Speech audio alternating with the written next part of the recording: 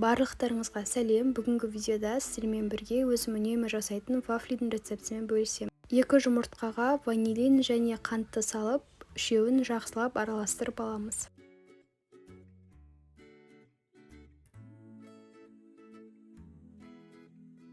Ерітілген май мен сүтті салып араластырып аламыз.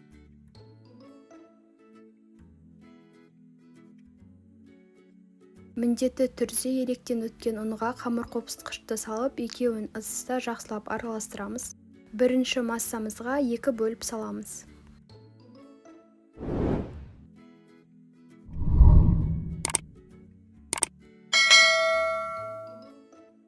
Қамырымыз осындай қою болып шығады.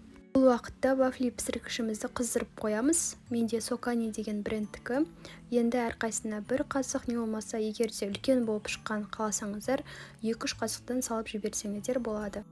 Менде осылай үсті жағы ақ, ал асты жағы қызарып піседі. Қалған барлық тестаны осылайнан пісіріп шығамыз. Сонымен біздің бельгийский вафлимыз дайын. Міндетті түрде жасап көріңіздер, мен сіздерге кеңес беремін.